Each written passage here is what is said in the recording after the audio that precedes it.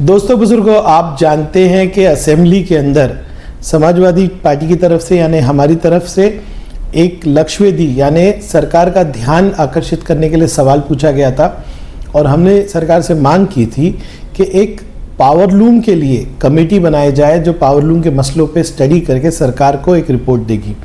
सरकार ने 3 दिन में ही उसका जीआर निकाला। सम्माननीय मंत्री महोदय दादा भूसे उसके चेयरमैन है, हम सब सदस्य हैं, मैं खुद उसमें सदस्य हूँ।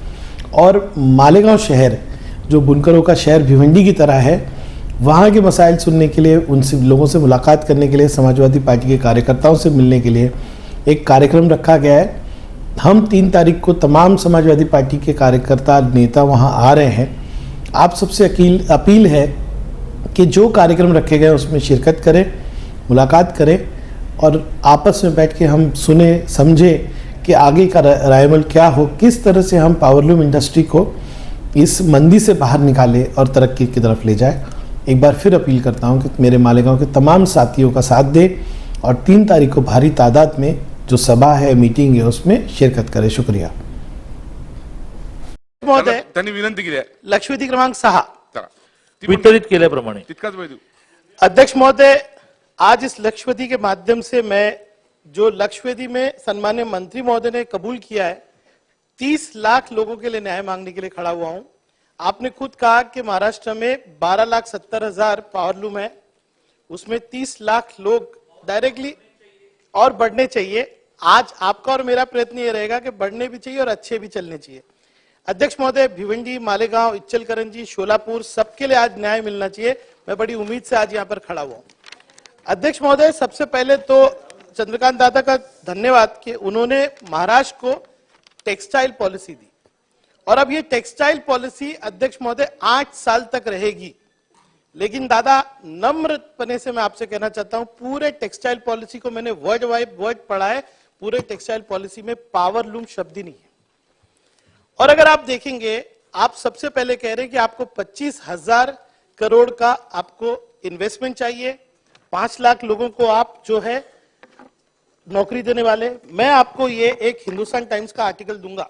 आप पॉइंटेड प्रश्न पूछिए। मैं एकदम पॉइंटेड पूछूंगा, एकदम पॉइंटेड पूछूंगा। बहुत बड़ा विषय है अध्यक्ष महोदय। ये गुजरात गवर्नमेंट की सूरत की पॉलिसी है, उसका इंपैक्ट क्या होने वाला है। अध्यक्ष महोदय, बहुत सीरियस महाराष्ट्र का मुद्दा है ये। अध्यक्ष महोदय, आज आप कह रहे हो कि हम सब्सिडी देने वाले हैं, हम कैपिटल के अंदर मदद करने वाले। मैं 91-7 के अंदर जब गवर्नमेंट ऑफ इंडिया ने टर्फ लाया, तब से लेकर आज तक कितने लोगों को बेनिफिट मिला? मंत्री महोदय जी, आप लिस्ट रखिए यहाँ पर। एक भी गरीब आदमी, एक भी छोटा यंत्र मांग नहीं है, सब बड़े लोग हैं। इसलिए मैं कह रहा हूं, मेरा पहली पॉइंटेड क्वेश्चन आपसे ये, क्योंकि सरकार से चूक हुई है। टेक्सटाइल पॉलिसी एक बहुत वास्ट सब्जेक्ट है, इसमें बड़े लोगों का भला तो होगा लेकिन हमारे जैसे छोटे लोगों का नहीं होगा। 27 HP के नीचे पावरलूम चलाने वाला व्यक्ति, प्लेन पावरलूम चलाने वाला व्यक्ति का इसमें कोई भला नहीं होने वाला। तो मेरा सबसे पहला प्रश्न है, क्या आप पावरलूम के लिए अलग से स्टडी ग्रुप बनाकर, क्योंकि टेक्सटाइल पॉलिसी में हमको न्याय नहीं मिला, आप एक स्टडी ग्रुप बनाकर टाइम बाउंड महीने में 2 महीने में आप जो है पावरलूम इंडस्ट्री के विषय जो इंडस्ट्री ने, एसोसिएशन ने, लोक प्रतिनिधि ने आप तक पहुंचाए, उन पर कोई निर्णय लेंगे क्या? ये पहला क्वेश्चन है। दूसरा, अध्यक्ष महोदय, 27 HP के नीचे इतनी सब्सिडी, 27 HP के ऊपर इतनी सब्सिडी। आज भिवंडी में क्या होता है मालूम आपको? 27 HP के ऊपर 1 दिन के लिए भी मीटर जम किया ना, आपकी सब्सिडी चेंज हो जाती। अध्यक्ष महोदय, एक नया विचार लाइए ना, सब्सिडी पैरिटी पे लाइए। आपने क्या किया?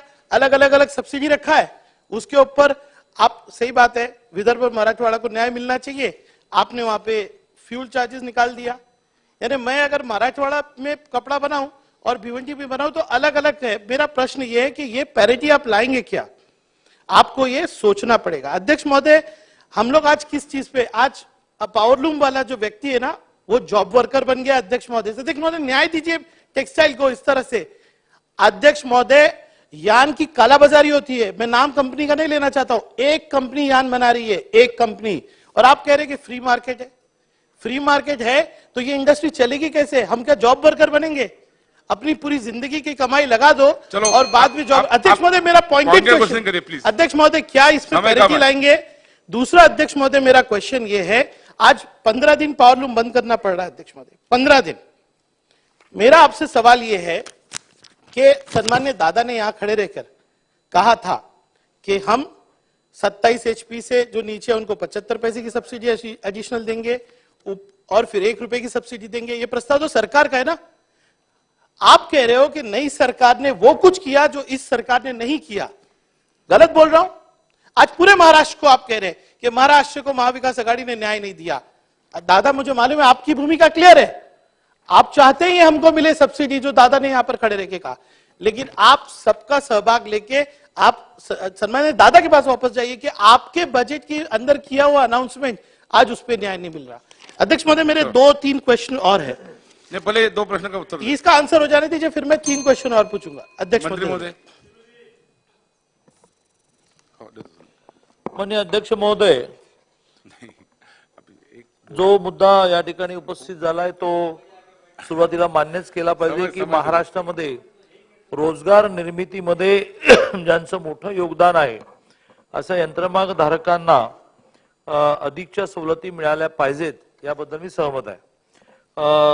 त्यांनी हेही मान्य केलं की एक अतिशय चांगली टेक्सटाईल पॉलिसी वस्त्रोद्योग धोरण आपण घोषित केलं आणि त्या वस्त्रोद्योग धोरण घोषित केल्यानंतर मग सगळ्या संबंधित घटकांना वारंवार बोलवून काही करेक्शनची यादी केली आणि त्या करेक्शन घेऊन आम्ही पुन्हा मंत्रिमंडळाकडे गेलो।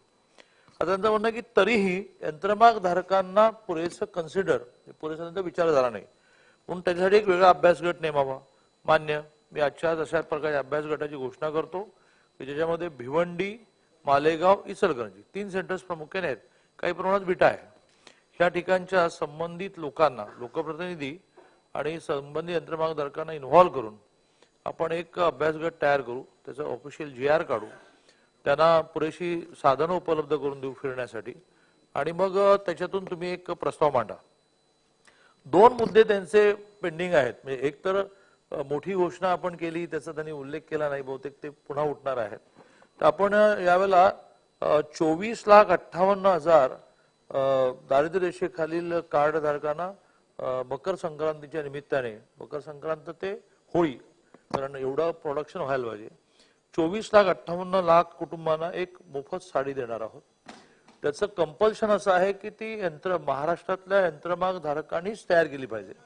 एवढा मोठा बिझनेस आपण देणार आहोत, एका बाजूने कुटुंबाला मदत आहे आणि दुसऱ्या बाजूने त्यांना आहे, तर हे केलं आहे। प्लस त्यांचे 2 महत्वाचे मुद्दे वारंवार येत आहेत, ज्याचा मी या अधिवेशनानंतर माननीय अर्थमंत्री महोदय अजितदादा, माननीय ऊर्जा मंत्री महोदय माननीय देवेंद्रजी यांच्यावर बैठक लावतो।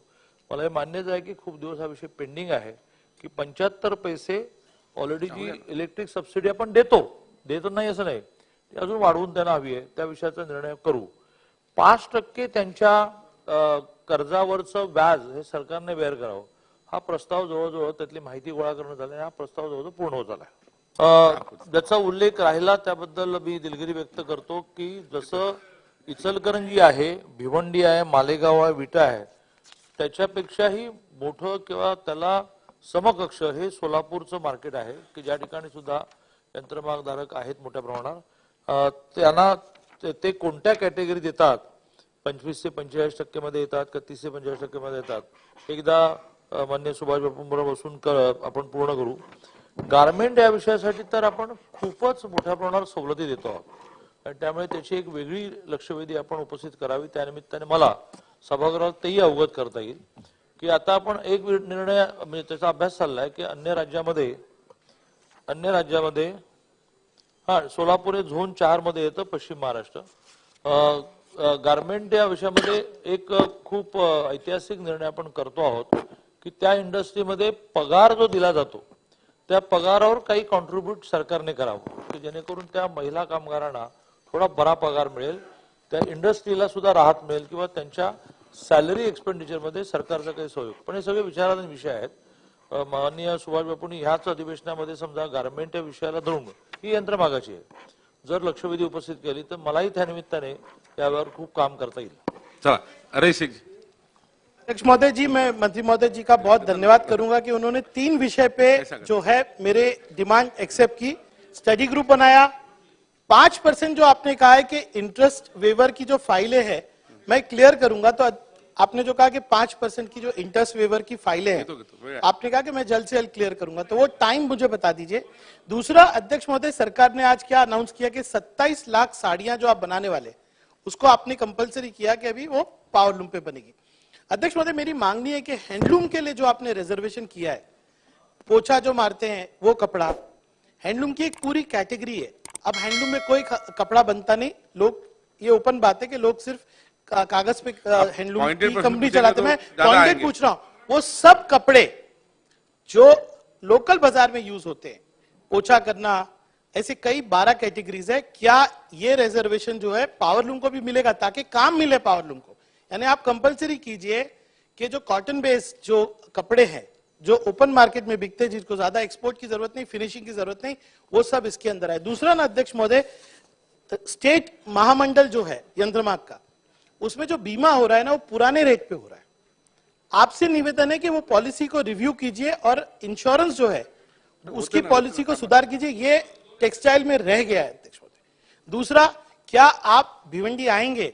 हमने कई बार आपको न्योता दिया है, तो ये जो स्टडी ग्रुप आकर भिवंडी में अनाउंस कीजिए, ऐसा मेरा मंत्री महोदय, आपसे उत्तर निवेदन है। मी वारंवार याची परिस्थिती घेतली आहे की सन्मान्य सदस्य रईस खान यांचा यात खूपच अभ्यास आहे आणि खूप लगाव त्यांचा ह्या उद्योगाशी आहे.